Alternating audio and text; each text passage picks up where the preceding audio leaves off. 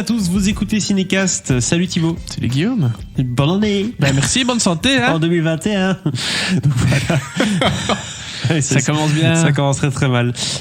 Oui, on est là pour vous parler des films du coup qui vont faire la une en 2021. Les films dont on va parler cette année-ci, dont on vous a déjà d'ailleurs un peu parlé. On va peut-être commencer par cela avant de passer en revue les plus attendus, les grands réalisateurs, les films d'auteur, les films de genre, bref, un peu toutes les différentes catégories du cinéma qu'on va essayer de condenser ici ensemble pendant une bonne demi-heure à mon avis. Tout à fait.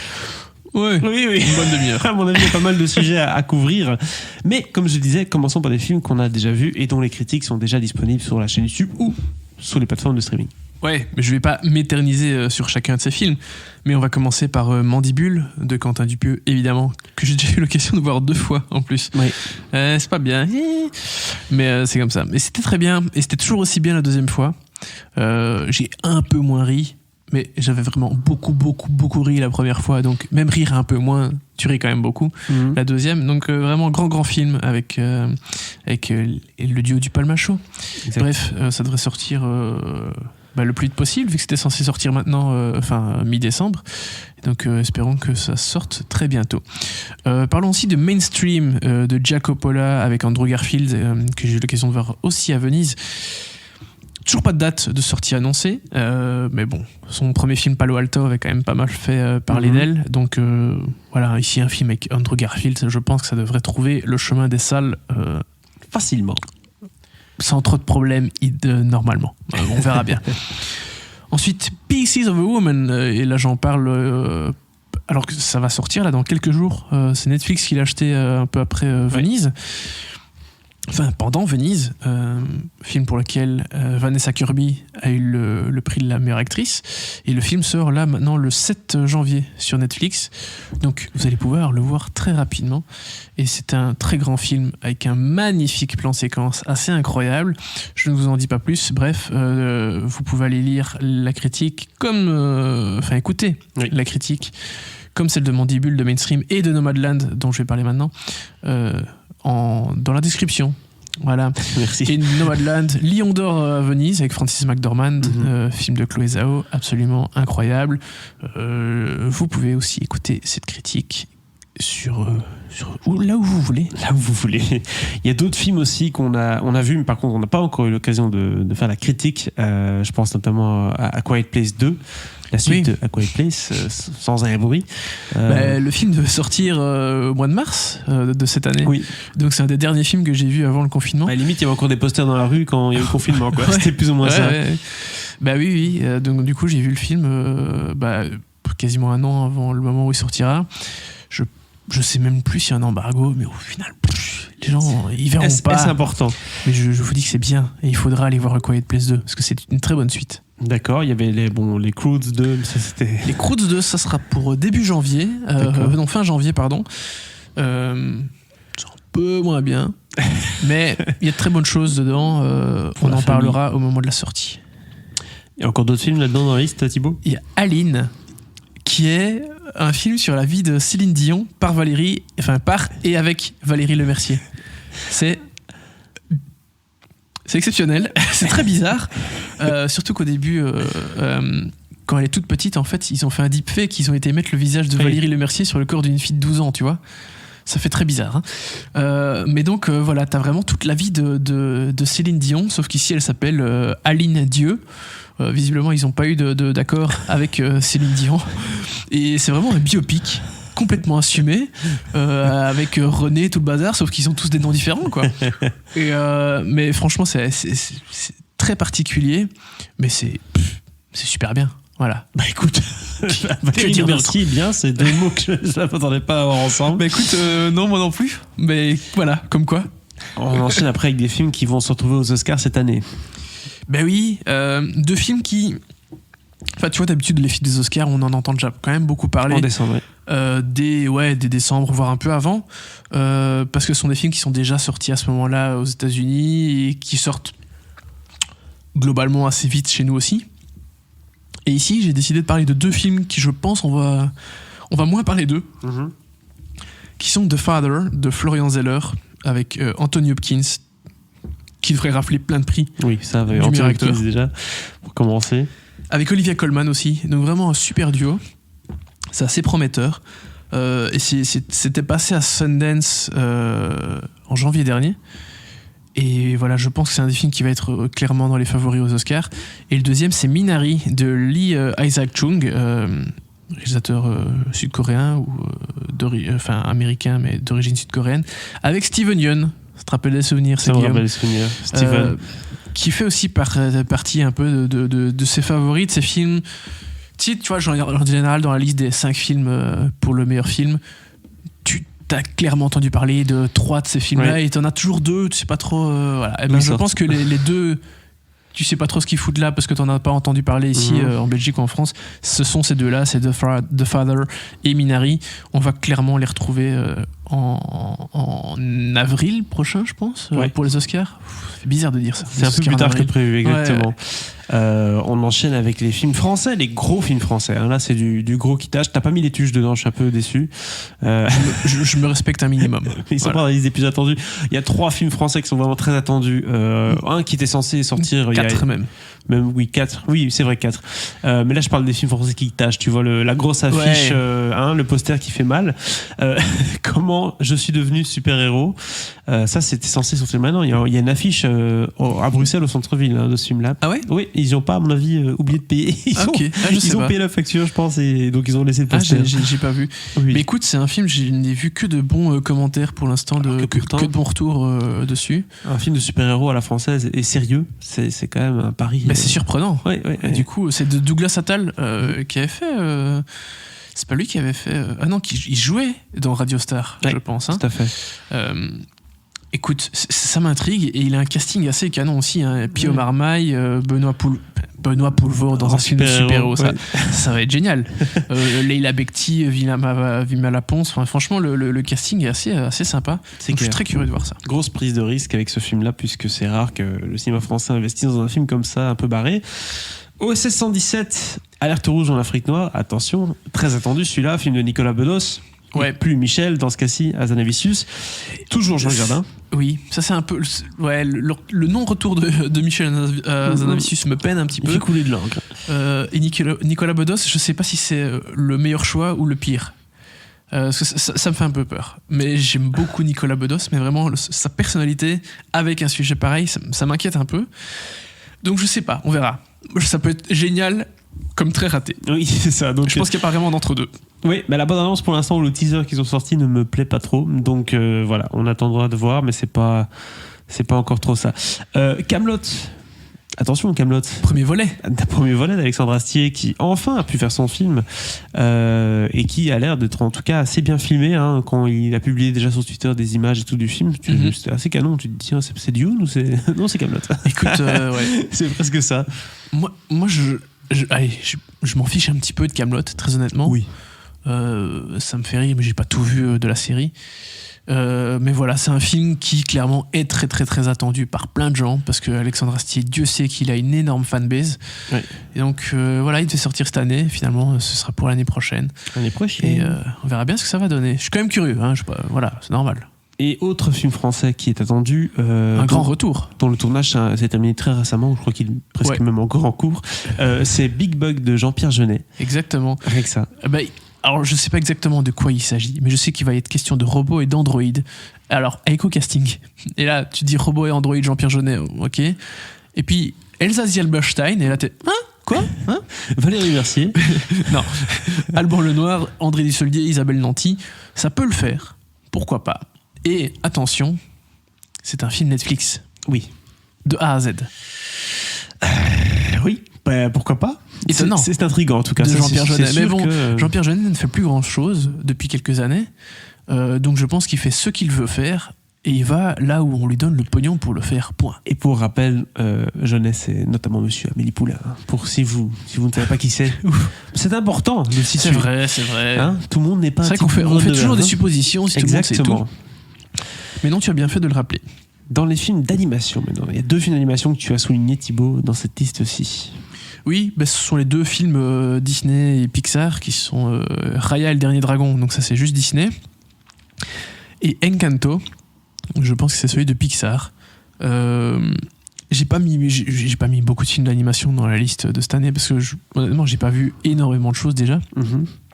Mais voilà, on a parlé des Croods 2, il y aura Baby Boss, il y aura d'autres choses, mais de tous ceux dont j'ai vu quelque chose, attendu. Clairement, ce sont sont les deux qui me parlaient le plus. Ouais, il y a voilà, un film de Disney en Asie, en Chine visiblement. Ça a l'air assez sympa. Et puis un Pixar en Colombie. Écoute, ça change. Donc moi, ça me botte. Voilà. C'était bien voyagé, donc avec des films d'animation, pourquoi pas. Et là, on rentre dans la catégorie... surtout que, attends, désolé, oui. Petite parenthèse, le Encanto, c'est réalisé par les réalisateurs de Zootopie. Voilà, d'accord. c'est pas rien. Oui, voilà. C'est ce qu'il faut dire, je pense. Et là, on va parler des films qui t'achotent, dont on a certainement déjà entendu parler, ou que vous avez déjà vu peut-être des photos de tournage, ou je ne sais quoi fuiter. On sort la sulfateuse, là. On sort on pourrait commencer directement par Fast and Furious, mais on va commencer par un autre. C'est Uncharted. Alors là, mesdames et messieurs, film du coup tiré directement de la série de jeux vidéo, hein, principalement PlayStation 3. Et un peu de PlayStation 4, créé par Naughty Dog, le studio américain qui est auréolé chaque fois du meilleur jeu de l'année, qui fait des jeux très narratifs. Et là, c'est un Indiana Jones en quelque sorte, hein, c'est la même chose que ça. Sauf que c'était très bien écrit, mais petit plot twist, ce n'est pas un héros de 45 ans, ce sera Tom Holland qui joue le héros Nathan Drake. Donc, Est-ce que c'est une bonne ou une mauvaise chose pour toi? Alors, je connais rien aux jeux vidéo. Hein. Pas de mauvaise chose parce qu'il y a des segments dans le jeu vidéo où on joue en tant que jeune Nathan Drake. Et donc, pourquoi pas explorer la jeunesse du héros. Mais bon, après, avec Mark Wahlberg dans le rôle secondaire et tout, ça fait un peu peur, quoi. Et puis Ruben Fletcher, bon, Venom, c'était pas non plus un sans faute. Non. Donc voilà. Et puis, les images du tournage, je suis pas trop convaincu. Il y en a une qui est plutôt bien foutue, mais à mon avis, c'est juste pour le poster. Et donc voilà, je suis un peu dubitatif. Surtout que Tom Holland, je suis pas encore très convaincu. D'un point de vue physique et tout, d'un point de vue. Spider-Man il fait ça très très bien, mais même ces autres films je suis pas encore vraiment tombé sur le charme de Tom Holland en tant qu'acteur, donc on verra ce que ça va donner. J'ai peu d'espoir pour être très franc. Deuxième film de cette saga des blockbusters, j'ai déjà un peu mentionné, c'est Fast and Furious 9 F9 comme les touches d'ordinateur. Ils vont tous les faire par Justin Lin. Oui, écoute, il est de retour, il a laissé la barre.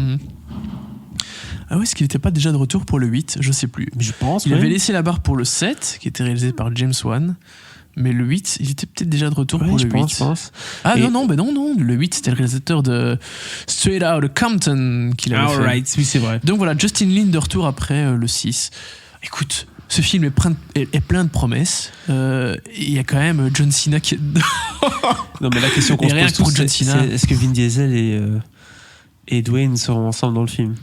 Vin, oui. Dwayne, non. Non, oui, c'est ça. Parce que contractuellement, ils ne veulent plus. Oui, je pense que ça se passe pas très bien. Non, ce sera Hobbs and Shaw pour en même temps, c'est quand même les mecs qui ont des contrats où il est mis. Si je prends 2 coups dans la gueule, je dois être capable d'en remettre un énorme, tu vois. Si l'adversaire me met à terre. Tu sais, c'est vraiment des détails comme ça dans les contrats. Ouais, quoi. Ça a fuité à l'époque. C'est des égos de malades quand même. Donc bon.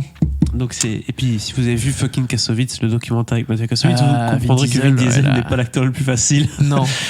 Donc voilà, gros clash d'ego avec Fast and Furious et gros clash de testostérone aussi. Ouais, mais j'ai putain de hâte de voir ce film. Voilà. Oulala, il y a 2 films avec ta vedette principale Thibaut. Qui a pété un câble cette semaine. Oui. Cette semaine, il y a 2 semaines, je sais pas. Qui a fait l'actualité Tom Cruise pour avoir engueulé son staff sur Mission Impossible 7 pour ne pas avoir respecté les règles du Covid. Des techniciens qui faisaient n'importe quoi visiblement. Et ils les ont engueulés comme pas possible. Avait-il le droit de les engueuler comme ça? Bref, c'est une discussion à part entière. Mais 2 de ces films sortent l'été prochain. Top Gun 2, donc Maverick, et Mission Impossible 7. Ouais. Alors Top Gun 2, pour rappel, le premier date de 86. Oui. Et il avait toujours refusé de faire une suite. À l'époque, il voulait pas du tout faire une suite à ce film. L'argument classique, je veux que l'histoire soit vraiment très bonne. Ouais. Mais écoute, il s'y est quand même tenu pendant longtemps, alors que 86, il est quand même jeune acteur, star montante. Ça aurait été facile de faire une suite à ce moment-là. Sauf que non, il a un autre argument, c'est je veux conduire moi le jet. C'est peut-être ça. C'est sans doute ça. Et du coup, Tom revient pour une suite. Et là, ils ont été voir AXA pour l'assurance. Ils ont dit écoute, Tom, ça va être un peu compliqué. Écoute, je ne sais pas s'il a appris à piloter, mais. Donc, en tout cas, c'est ça l'avantage de Top Gun 2. C'est des scènes dans des vrais jets, des trucs filmés, du cinéma de papy. On embarque la caméra dans les jets. Mais c'était déjà le cas pour le premier. Hein. Ouais. Mais bon, maintenant, avec l'IMAX, tout le bordel. Ils avaient eu l'appui de l'armée, parce que les États-Unis ils étaient en guerre, je sais plus à ce moment-là. Bref, c'était le truc vraiment. C'était vraiment le film de propagande un peu à l'époque, oui, clairement. Et donc, quand t'as le soutien de l'armée et que tu peux faire des vraies prises de vue dans des avions, c'est quand même canon. Voilà. Et Mission Impossible 7, parce que Mission Impossible, qu'est-ce que je te dis? Si vous avez vu les images d'une moto qui vole au milieu des montagnes, voilà. Ouais, pour ces raisons-là. Tu vois toutes les cascades qu'il fait, oui, évidemment que je veux voir la suite. C'est le film popcorn par excellence. Moi, c'est vraiment c'est une de mes sagas préférées. Enfin, bon, en même temps, en tant que grand fan de Tom Cruise, qu'est-ce que tu veux qu'il en soit autrement? Mais il y a une autre saga que tu préfères, Thibaut? Non. En tout cas, c'est une saga qui a bercé notre enfance. Oui. Qui est de retour avec Tom Holland de nouveau. Oui. C'est Spider-Man 3. Je ne me rappelle plus le titre prévu. Je sais pas, il n'a pas de titre pour l'instant. Into the Multiverse, sans doute. Pourquoi? Parce que. Oui, mais c'est pour ça que je l'ai mis parce que dans l'absolu, j'attends pas plus que ça, Spider-Man 3, mais. Quand on voit tout ce qu'il y a eu ces derniers temps, tous les retours, là, Alfred Molina, Andrew Garfield, sans doute Tobey Maguire, enfin bref, ça va être vraiment un multiverse, quoi. Vous l'entendez bien, Andrew Garfield et Tobey Maguire de retour dans un film Spider-Man. Rien que ça, c'est pour ça que c'est intriguant. Rien que ça vaut des tickets d'entrée. Hein. Le pitch marketing, il est bon là-dessus. Hein. Qu'est-ce qu'on fait pour le troisième? On va à Londres? Non, c'est déjà fait. Attends, on va ramener Toby. Oh putain. Donc oui. Banco. Gros banco sur ce coup-là. Donc il manque plus que Michael B. Jordan en Miles Morales un jour. Et puis là, c'est double banco. Qui sait? Donc voilà, Spider-Man 3, que va-t-il se passer? C'est la question du jour. On s'en fiche un peu de ce qui va se passer. Oui, mais bon, en tout cas, on a envie de le voir du coup. Moi, je veux juste revoir Tobey Maguire en Spider-Man. C'est ça, et Kirsten Dunst, qui ne sera pas là malheureusement. Elle, je sais pas. Alors, Emma Stone, je pense qu'elle est pas de retour. Non. Kirsten, je sais pas ce qu'ils ont dit. Déjà, Andrew, je sais pas comment ils ont fait pour l'avoir avec tout ce qu'il a dit sur Sony depuis. Bref, donc du coup, autre film qui sortira en avril du coup, et qui était censé sortir en avril. No Time to Die, le nouveau James Bond, dernier James Bond de Daniel Craig. Ouais. Où on n'en sait pas trop. On a juste vu quelques images qui ont l'air assez badass. Mais de nouveau, les belles images de James Bond. Quantum of Solace, par exemple, il y avait des super images dans la bande-annonce. Le film était à chier. Donc, ça ne veut rien dire. Ouais, le film était un peu moins bien quand même. Ouais. Oui. Écoute, c'est James Bond. D'office, on doit le mettre dans la liste, quoi. Exact. Voilà. Avec un tournage de Et puis c'est le dernier de Daniel Craig, comme tu l'as dit. On verra bien où la saga nous emmènera après. Mais bon, voilà, forcément, James Bond, curieux de voir ça. Et on termine la liste des gros films qui tâchent avec 2 films. Le premier, c'est Eternals, film Marvel avec Chloé Zhao, Angelina Jolie. De Chloé Zhao, pardon. Avec Angelina Jolie, Richard Madden, Salma Hayek, Kit Harington, blablabla. Gros casting, immense. C'est le Marvel. Mais c'est le Marvel qui a l'air un peu intriguant, intéressant. Oui. Parce que les Éternels, c'est complètement autre chose de ce qui a été fait. Donc écoute, voilà, ça m'intrigue. Et puis c'est Chloé Zhao, elle vient quand même du cinéma on ne peut plus auteur estampillé Cannes Sundance. Eh ben non, là donc, elle sera avec des écrans verts et Angelina Jolie. On va voir ce que ça va donner. Exactement, donc je suis quand même curieux de voir ce que ça vaut, Eternal. Et dernier film de la liste, dernier film pas des moindres qui était censé sortir maintenant, Dune de Denis Villeneuve. Le premier en tout cas. Le premier des 2 volets, puisqu'il s'agira de nouveau de diviser le film en 2 avec Timothée Chalamet, entre autres, Dave Bautista, etc. J'ai pas réécouté le podcast de l'année dernière avec nos films attendus de 2020, mais clairement il était dedans. Oui, il était dedans, et si c'était pas le premier. Il n'y a pas de raison qu'on le retire. Exactement. Donc voilà, ça c'est pour les films qu'on a déjà vus, les films qu'on attend très prochainement, et voilà, ça c'est vraiment les films, allez, le haut du panier, en tout cas ceux qu'on connaît, ceux qu'on a déjà peut-être vu dans la presse ou autre. Maintenant on va commencer un peu à aller dans la sélection là, tu vois, la bibliothèque Criterion là, tu vois, les trucs un peu plus sélectifs. On rentre dans la catégorie des grands réalisateurs, ça reste quand même accessible, hein, c'est des réalisateurs qu'on connaît tous et toutes. Premier réalisateur dont on va parler, c'est George Miller. Exactement. Que se passe-t-il, George Miller? Est-ce que c'est Mad Max in Space? Non. Non, presque. Mais avant Furiosa, qui sera le spin-off de Mad Max Fury Road, il a réalisé un autre film qui s'appelle 3000 Years of Longing. Oui, tout à fait, avec Idris Elba et Tilda Swinton. On sait pas grand-chose encore. Et il a dessus. fait revenir le chef-op de Mad Max Fury Road pour ce film-ci, qui était parti en retraite. Tu es bien renseigné. Ouais. D'accord. Le mec était parti en retraite, il a dit tu reviens. Oh, je suis fatigué, Georges. Et voilà, mais il est là quand même pour ce film-ci, donc il y aura des belles images, c'est Cool. sûr. Oui, Mais de non, toute façon. mais non, de quoi ça parle, ça, on n'en sait pas trop pour l'instant. Non, mais bon, c'est George Miller et depuis qu'il est revenu avec Mad Max. Voilà quoi. Mais il a dit que c'était l'anti-Mad Max, donc ça va être un film d'amour sans doute. Oui, mais peu importe ce qu'il fait. Peu importe ce qu'il fait. Voilà, ça va être un film d'amour qui se passe non pas en voiture mais en trottinette. Ensuite, autre film, mais attention, ça c'est un film. Toi, t'adores ce réalisateur-là, c'est ton réalisateur fétiche. Steven Spielberg avec West Side Story. Mais on va pas Adaptation se pencher 10 000 ans dessus, c'est un remake. Voilà. Avec Ansel Elgort, Voilà. qui sera peut-être plus cancel entre temps. Mais bon, écoute, on verra. Hein. Et avec l'actrice qui était dans deux proms aussi, donc on verra. Exact. Ensuite, alors non pas un, mais deux films de Ridley Scott qui vont sortir à 1 mois d'intervalle, normalement. Le mec aime bien les défis quand même. Hein. Changer d'acteur en dernière minute, faire 2 films en 1 mois. Ah, mais ça c'est. Bon, après, le Covid a aidé. Hein, oui, il y a le planning, hein, forcément. C'est une question de planning. Parce que le tournage du premier film était déjà bien entamé quand ils ont dû arrêter. C'est The Last Duel, qui est donc une histoire de duel entre le roi Charles VI et Jean de Carouge. Voilà, avec au casting Matt Damon, Adam Driver et Ben Affleck. Alors là, et c'est donc prévu pour octobre 2021. Et si je me trompe pas, c'est la première fois depuis Good Will Hunting que Ben Affleck et Matt Damon sont au casting d'un film ensemble. Bonne question. C'est une très bonne question. Mais je pense. Il faudra vérifier. Je pense. Et le deuxième film de Ridley Scott, qui est prévu en novembre 2021, du coup, c'est Gucci, sur l'assassinat de Guccio Gucci, avec, bah tiens, encore Adam Driver, Robert De Niro et Al Pacino. Il se fait plaisir, Ridley Scott. Là, il se dit, c'est la fin de ma carrière, j'ai eu à fond la caisse. Là. on enchaîne tout le monde. Et Adam Driver qui signe 2 films avec Ridley Scott, lui, ça reste la coqueluche. Hein. Je me rappelle l'année passée, Adam Driver, en 2019, il était partout. Mais partout. Et d'ailleurs, à la fin, on a un peu marre. Tu vois, il était à Cannes, à Venise, partout. Et là, à mon avis, cette année, il va revenir, le coco. Hein. Et on n'a pas fini de parler de lui. 2 dates pour... 2 films pour octobre et novembre, tu peux être sûr que... Venise, Toronto, Telluride. Le mec qui va avoir un été chargé là. J'espère qu'il est parti en vacances. Les festivals, ils vont enchaîner. Hein. Ça va être compliqué. Autre film, cette fois-ci, on a le retour de Bradley Cooper. Que se passe-t-il, Bradley? Ça fait un petit temps qu'on t'a pas vu depuis ton duo avec Lady Gaga. Film qui s'appelle Soggy Bottom. D'un réalisateur qu'on n'a pas vu aussi depuis 2 ans là maintenant, 3 ans. Paul Thomas Anderson. Donc, excusez du peu, évidemment. Oui, Daniel Day-Lewis. C'est toujours un événement, ce film. Oui, tout à fait. Oui, il n'y a pas Daniel Day-Lewis. Et qui va donc parler c'est une histoire d'un ado dans un lycée qui est enfant acteur dans les années 70. Donc, c'est qu'on en connaît quelques-uns des enfants acteurs. Hein. Il y en a eu un paquet. Oui. Que tu ne comprends-tu pas? Oui, si, j'ai compris. Bah, des enfants qui étaient acteurs et Macaulay Culkin, comme Macaulay Culkin, comme Elijah Wood, comme Jake Gyllenhaal qui a commencé très jeune aussi. Voilà, tous ces gens-là.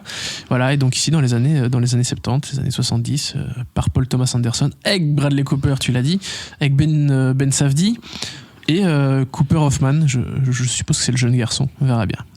On verra ça, on suit ça de près en tout cas. Et dernier film, pas des moindres dans la saga des grands réalisateurs, c'est Killers of the Flower Moon, le nouveau Martin Scorsese avec DiCaprio et De Niro. Décidément, De Niro c'est 2 aussi. acteurs fétiches, quoi. Pour la première fois ensemble chez Scorsese. Film Apple TV+, pour rappel, hein. Qui va donc lâcher encore 200 millions ou je sais pas combien, mais beaucoup d'argent parce que Marty il a besoin de sous. Il aime bien faire chauffer la carte Visa, hein, Marty, donc ouais. Et c'est sans doute prévu plutôt pour la fin de l'année. Et ça a parlé de meurtres dans la tribu Osage dans les années 20. C'est une enquête western avec des meurtres et tout dans une tribu. Ça peut être pas mal. Ouais, ça peut être pas mal. Ça peut être même très bien. Ouais. Donc voilà. À voir si ça sortira dans quelques salles. Mais chez nous en Belgique, Apple TV+ a sorti On the Rocks de Sofia Coppola dans nos salles cette année. Donc je pense que Marty. Ça devrait sortir au cinéma aussi, quoi. Limité ou autre Palace, bref, voilà. Il va trouver une solution. Ça en France, ça par contre, vous vous débrouillerez, mais il y a sûrement bien un distributeur qui va faire des petites avant-premières et puis pas de sortie. Penses-tu qu'un de ces films-là de grands réalisateurs se retrouvera à Cannes parmi ces films-là ou Alors ceux-là, je les ai mis à mon avis, certains, peut-être Venise. Ridley Scott, Mais par même- exemple. Oui. Genre, ouais, Last Duel, par exemple, ça pourrait être à Venise, Toronto. Mais les autres, je pense pas. Non, non plus, je pense pas. Scorsese, c'est trop tard. S'il sort en Non. fin d'année, les autres, c'est. On va se taper c'est trop tard. oui, en effet, tu as raison. Donc là, comme ça, le ouais. seul que je vois, c'est le premier de Ridley Scott. Éventuellement le deuxième, un Gucci, novembre, c'est pas encore trop tard pour ces films-là. Le Gucci, quoi. Mais écoute, on verra. Tout à fait. Mais écoute, on vous tiendra de façon informée dans Cinécast, c'est aussi ça le but. On vacille dans le cinéma de genre, cinéma que tu affectionnes tout particulièrement, Thibaut, Ouais. de profession notamment.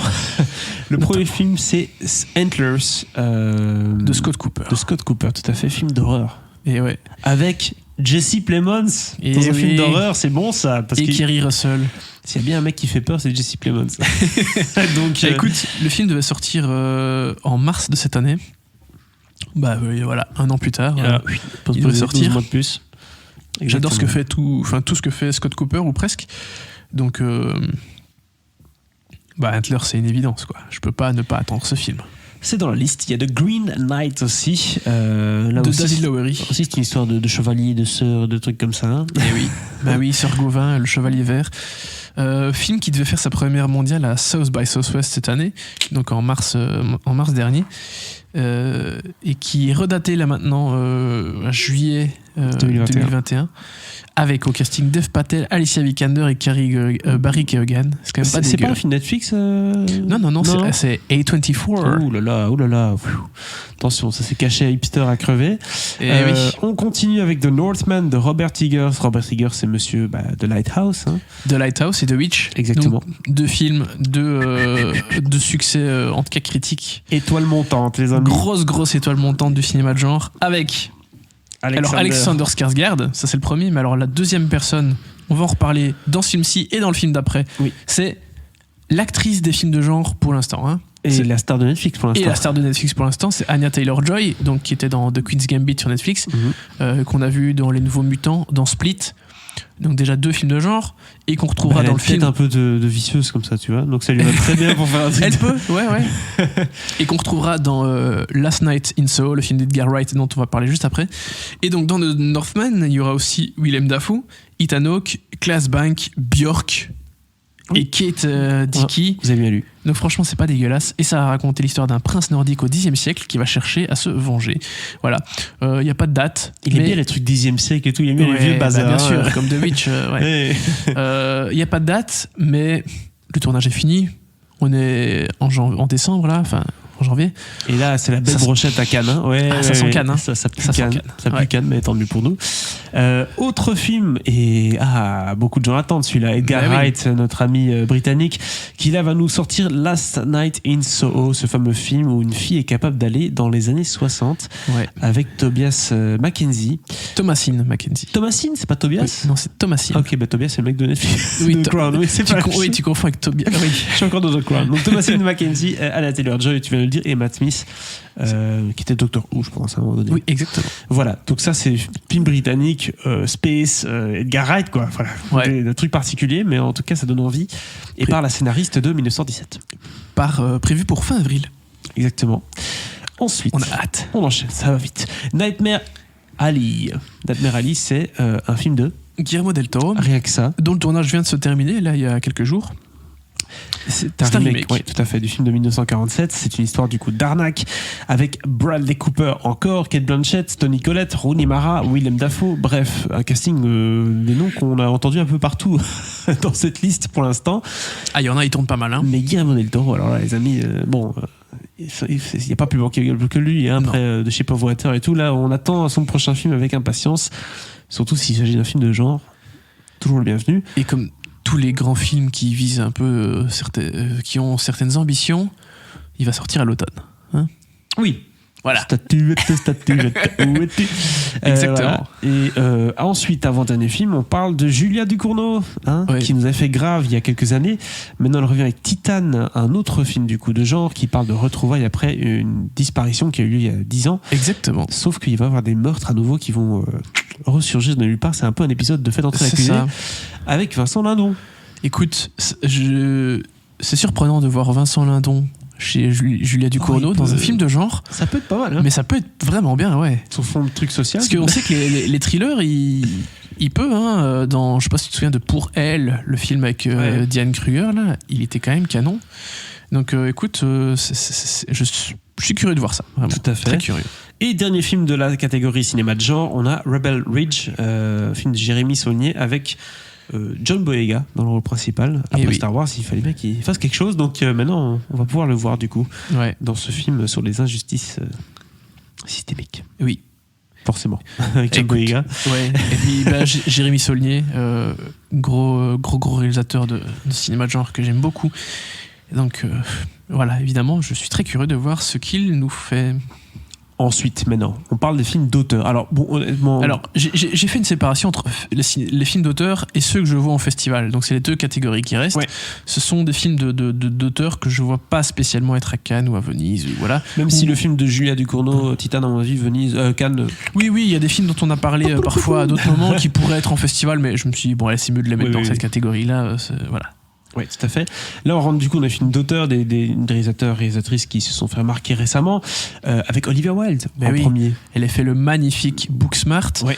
Et là, voilà, donc Don't Worry Darling, ça va être son deuxième film en tant que réalisatrice, qui va parler d'une histoire de famille dans les années 50 avec Florence Pugh et Chris Pine.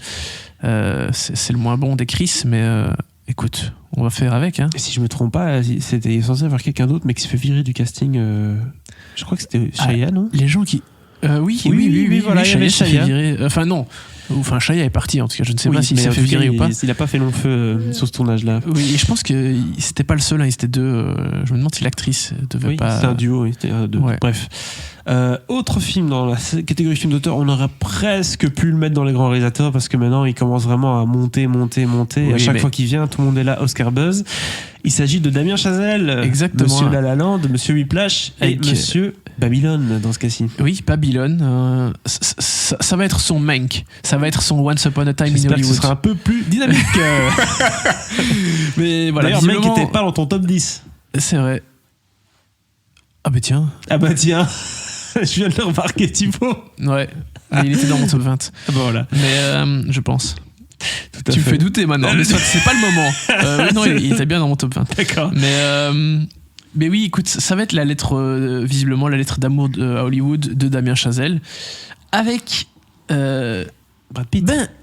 Comme Once Upon a Time in Hollywood, Brad Pitt et Margot Robbie. Et par contre, il y a Tobey Maguire qui remplace Léo. Tobey Maguire, ça c'est fabuleux. Qu'est-ce qu'il fait depuis 10 ans ? Plus rien. Je sais pas pourquoi il a disparu de la circulation. Non, c'est un grand pote à Léo et ils font souvent du poker ensemble. Je sais. Voilà, c'est ce qui fait non, mais oui, je sais bien qu'ils sont des amis d'enfance. Voilà, ils ont fait plein de trucs ensemble. Mais... Il a joué vite dans Gatsby pour avoir 2-3 argent de poche pendant 2-3 ans. Mais globalement, il fait plus rien. Je suis un peu triste. Donc voilà. Après, bon, le film, c'est pas sûr qu'il sorte en 2021. C'est prévu pour la fin de l'année, mais potentiellement, ça veut dire que... il sera plutôt en 2022, donc on verra bien. Mais voilà, Babylone de Damien Chazelle, évidemment, c'est dans nos films les plus attendus de l'année. Exactement. Quel style de film ça va être, ça on sait pas encore trop, mais voilà, ça risque d'être sans doute romantique, féerique, bref, Damien Chazelle. Ensuite, Decision to Leave, c'est un film policier de femmes qu'on la retrouve dans la montagne. Donc ça, exactement. C'est quoi ça ? C'est un film de Park Chan-wook. Oui, pardon, j'ai mis l'acronyme, mais PCW, pas... PricewaterhouseCoopers, c'est quoi c'est ça ? Je rigole. Non, mais écoute, Park Chan-wook, évidemment. Oui. Je pense que c'est le seul réalisateur coréen que j'ai mis dans la liste là, mais en même temps, je t'avoue que je connais pas j'ai pas vu tous les projets de films coréens de cette année, donc voilà. Mais évidemment, Park Chan-wook, que dire de plus, hein ? Que dire de plus ? Une évidence. Autre film de Taika Waititi, Next Goal Wins. Il a dit lui-même, c'était un peu le film qui lui a fait du bien après Jojo Rabbit. Où là, il s'agit d'une équipe de foot des îles Samoa, qui sont du coup pas les gagnants de la Ligue des Champions, hein, vous l'avez compris. Non. Et qui sont coachés par un coach flamand, joué par Michael Fassbender. Non, un coach hollandais.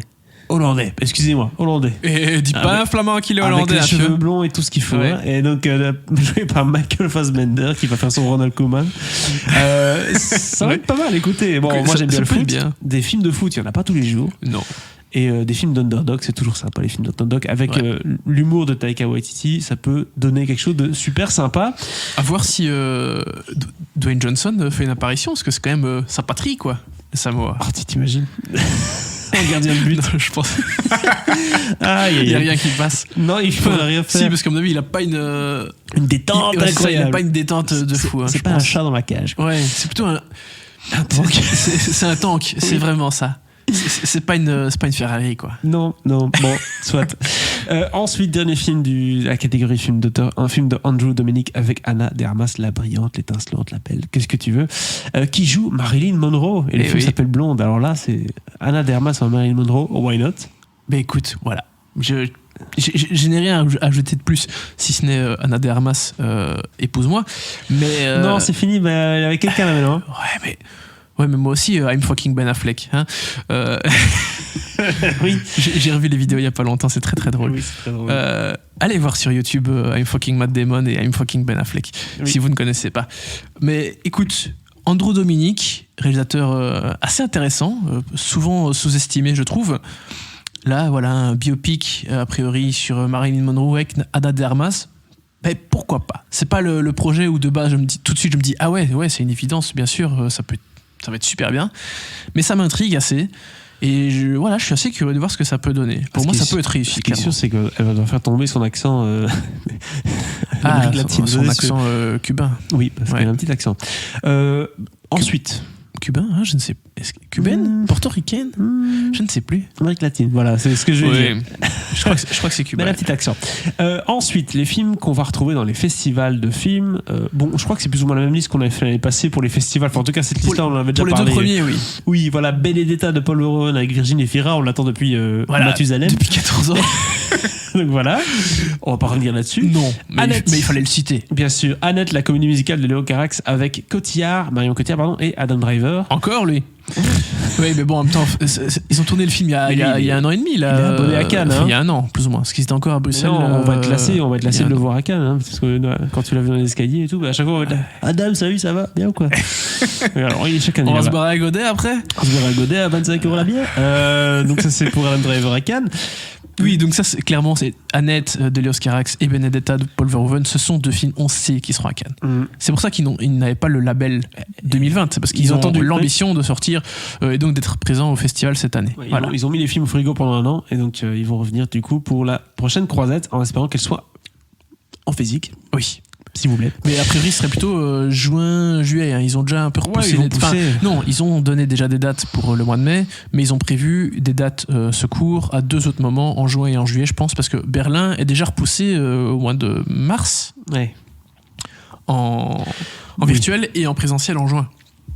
My God. Mais juste pour les locaux, c'est pas un gros truc. On va voir. Puis sans doute que l'accès au festival sera très limité. Voilà. Donc, certaines médias ne pourront pas rentrer. Peut-être nous. Non, mais le Berlin physique, ça va vraiment être très, très pour les locaux. Et oui, Cannes, on verra bien.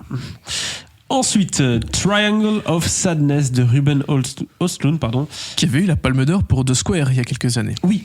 Donc c'est de nouveau quelqu'un qui aime bien explorer les mondes artistiques, les mondes un peu particuliers. Et là on rentre dans le monde de la mode avec qui? Zoolander? Non, avec Woody Harrelson dans le monde de la mode. Mais que se passe-t-il? Et écoute, je vais te citer ce que Ruben Östlund m'a dit il y a 3 ans, parce que j'ai eu l'occasion de l'interviewer pour The Square. Et il savait déjà très bien que ce film-ci serait son prochain projet. Et donc, quand il m'a dit un peu de quoi ça parlait, il m'a dit ceci: le personnage principal sera un mannequin homme d'environ 28 ans. Bon, ça correspond pas trop à Woody Harrelson, ça, donc je 48, sais pas encore. C'est pas grave, il est au sommet de sa carrière. S'il n'était pas mannequin, il serait probablement mécanicien. Il est le visage d'une grosse marque de mode, mais il a 2 problèmes. Le premier, c'est qu'il commence à perdre ses cheveux. C'est moi ça. Ouais. Et que ses jours sont donc comptés dans ce business. Le second, c'est que quand quelqu'un s'est connecté à une marque, personne d'autre ne veut l'engager parce que tout le monde l'associera à l'autre marque. Un peu comme nos amis, ceux qui font les pubs pour J'adore et tout là, chaque année. Et on les voit d'ailleurs maintenant dans les arrêts de tram. Mais il a un agent super qui est très prévenant. Pour tenter de le refaçonner, l'agent suggère qu'il se trouve une petite amie connue. À partir de ce moment-là, il ne sera plus uniquement le visage de telle marque, mais aussi le petit ami de blablabla. Je veux juste m'intéresser à la beauté en tant que valeur économique et la façon avec laquelle les gens gèrent cela. Ok. C'est plutôt intriguant. Méta sur l'image de marque, patata, le physique, ce qu'on met en avant. Et quand tu vois le type de comédie un peu cynique que The Square était... Voilà, moi, Ruben Östlund dans le milieu de la mode, clairement, ça me botte. Et c'est un type qui est un peu barré. Hein. quand il a fait la promo de The Square, sans rire, hein, il se promenait avec sa palme d'or, quoi.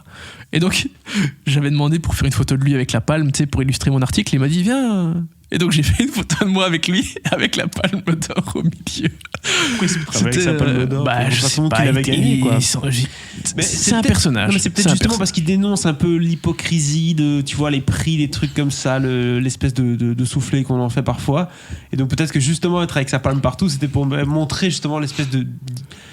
Le côté un peu futile de la chose. Oui, quoi, oui. Bah, The Square était un peu critique envers le monde de l'art déjà, donc voilà, tout cela n'est pas anodin en tout cas, c'est sûr. Exactement.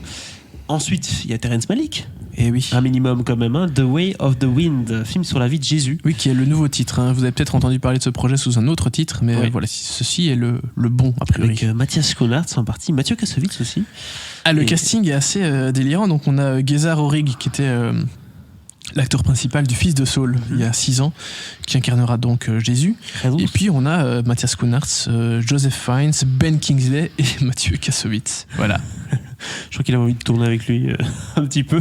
Mais il en parle un peu là dans sa vidéo Combini Video Store. Ouais. Il parle un petit peu brièvement du tournage avec Terrence Malick. Apparemment c'est assez particulier et en tant qu'acteur c'est pas évident. Voilà. Écoute, on va découvrir ça sans doute à Cannes, tu as raison. Ouais. Et on touche déjà à la fin. Hein.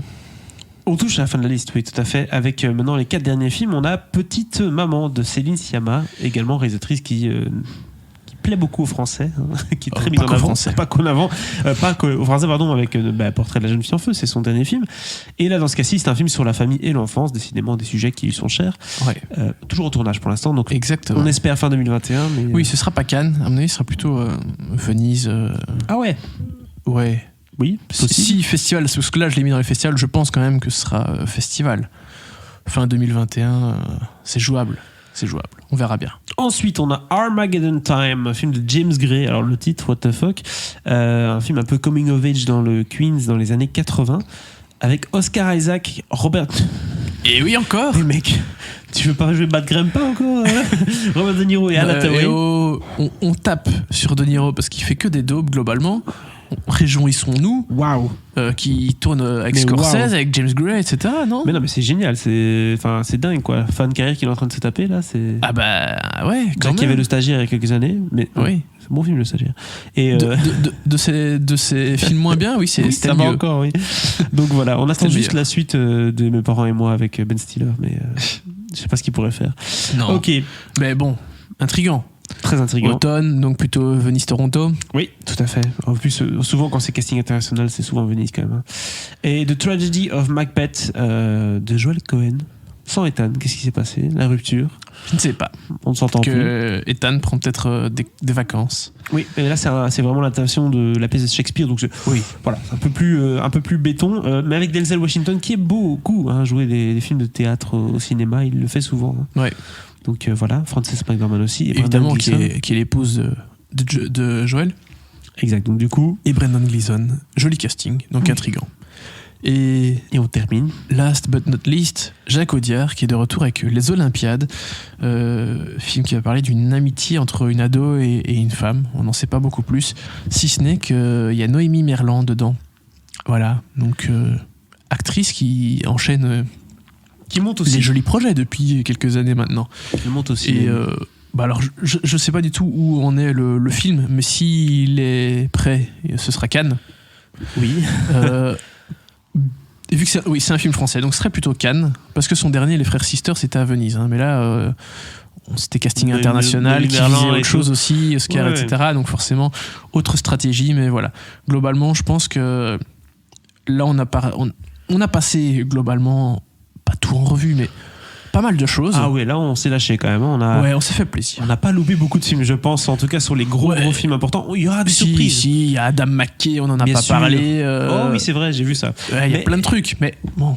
On peut pas parler de tout. Et puis il y aura des surprises. C'est ça qu'on espère aussi. Oui, aussi. C'est un petit film comme ça qui sort de nulle part. Et on dit c'est génial ce film-là. Donc ou un documentaire d'ailleurs. C'était un peu l'année documentaire. Et on espère. Là aujourd'hui, tout à l'heure, Peter Jackson a balancé des images de son docu sur les Beatles qu'il est en train de faire.